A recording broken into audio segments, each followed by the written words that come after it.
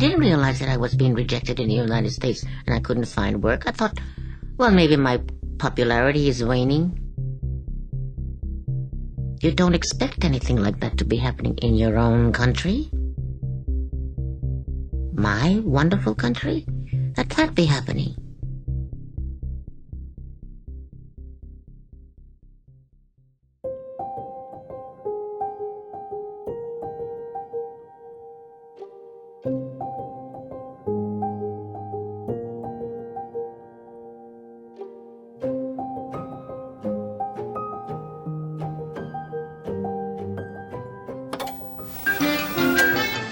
Noon in Gotham City.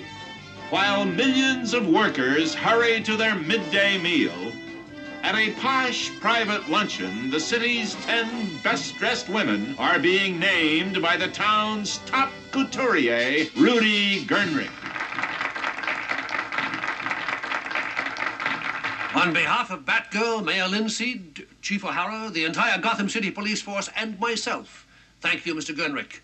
This award just goes to prove that there is room for style, even in crime fighting. Ridiculous. It's Catwoman! I said ridiculous, nonsense, foolish prattle. How can Batgirl be the best anything when Catwoman is around?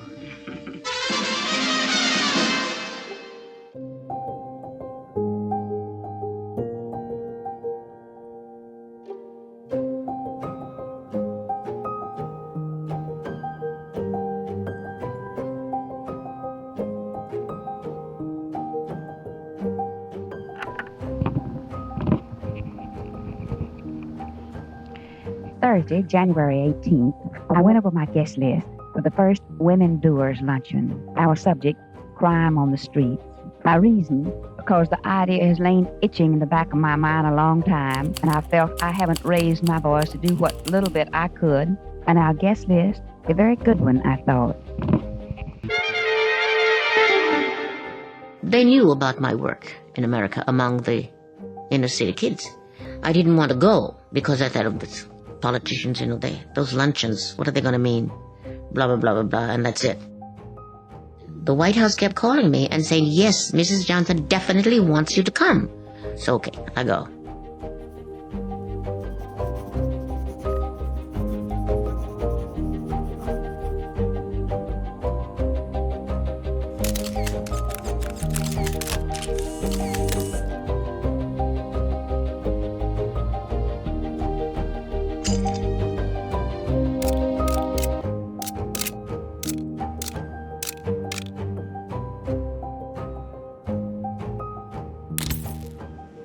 I'm very happy to welcome you here to the family dining room of the White House on this beautiful day.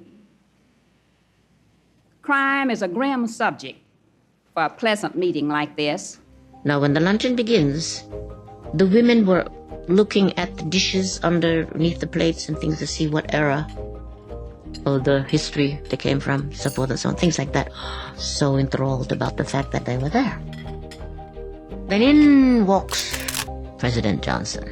He puts his elbow on the pulpit that was suddenly out there, rolled into the middle of nowhere, and he starts talking about blah, blah, blah. Then he turned to leave, and Miss Eartha Kitt, who had been seated at the table close to the podium, rose in his path and said, About delinquency in the United States, which we're all interested in, and that's why we're here today. But what do we do about delinquent parents? The parents who have to go to work, for instance, who can't spend the time with their children that they should.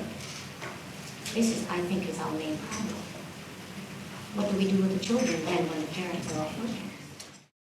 And obviously he was not prepared to answer any kind of questions because I wanted to ask about the Social Security that we were beginning to get into knowledge about the fact that it won't be there and da-da-da-da.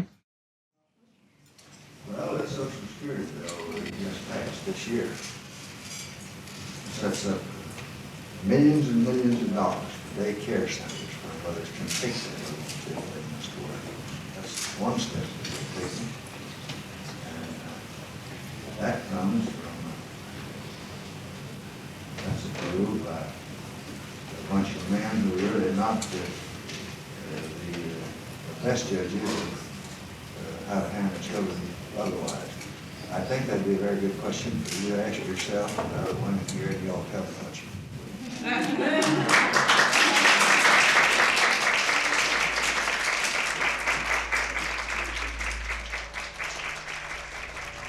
She sat down, stubbed out a cigarette, tossing her long hair.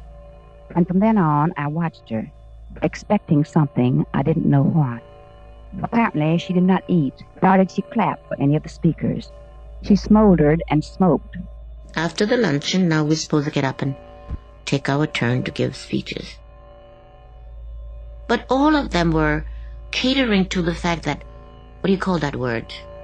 No, phoning up to the boss, so to speak. So when I raised my hand, she kept saying, "That's all right, Eartha. You will finally get your turn." So I kept raising my hand. I did not know what to expect, only that it would not be good. When some speaker finished, I nodded to her. She rose and began to talk swiftly, passionately. And I said, "I think we've forgotten what the subject of this luncheon is all about." And I said, one of the reasons why our boys are running away from the United States, because they come to me wherever I am in the world, and they tell me what they feel. The young people are angry.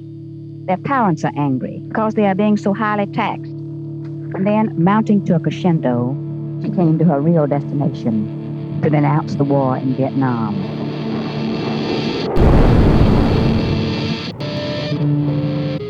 Our position in Vietnam, they don't like it. We've been there long enough to realize we cannot win this war. So I told her what the kids had told me, the boys. That's why they smoke pot, because they just want to go to sleep until everything is all over. And then, advancing a step toward me and looking with intense directness at me, "She's a good actress," she said. "You send the best of this country off to be shot and maimed. They rebel in the street. They will take pot, and they will get high. They don't want to go to school, because they're going to be snatched off from their mothers to be shot in Vietnam." I am glad to say I looked back just as directly, stare for stare. She continued, pointing a finger, the paper said. "Mrs. Johnson, you are a mother too, although you have had daughters and not sons. I am a mother, and I know the feeling of having a baby come out of my gut. I have a baby, and then you send him off to war. No wonder the kids rebel and take pot. And Mrs. Johnson, in case you don't understand the lingo, that's marijuana." Just a minute, Catwoman. You can't come here and disrupt a luncheon like this. Or my awards. Ah, but I can, gentlemen.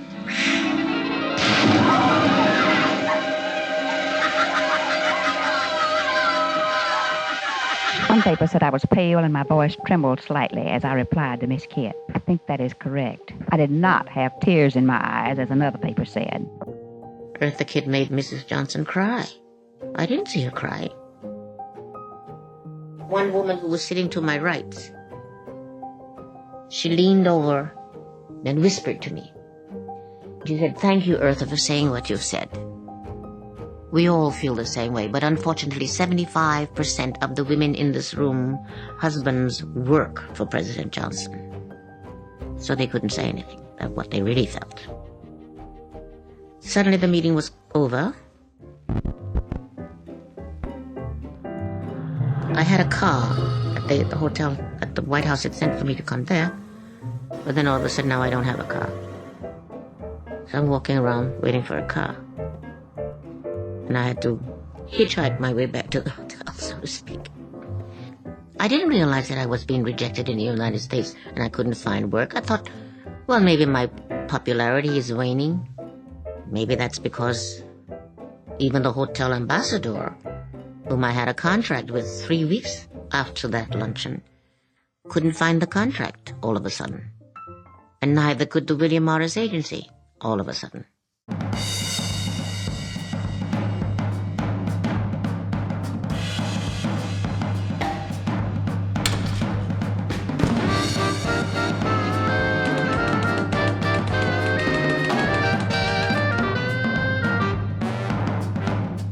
I shall not seek,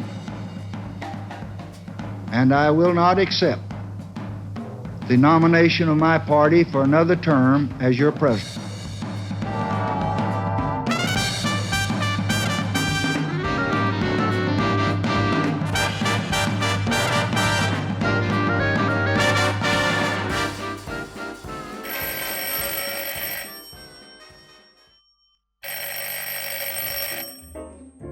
And the phone rang just as I was going out the door.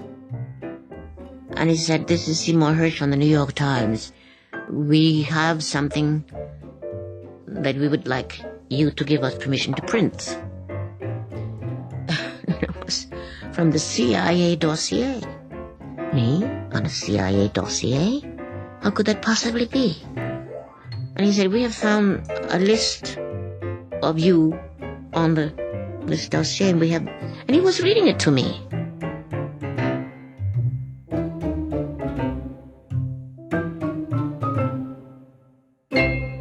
What has that got to do with the CIA if I was?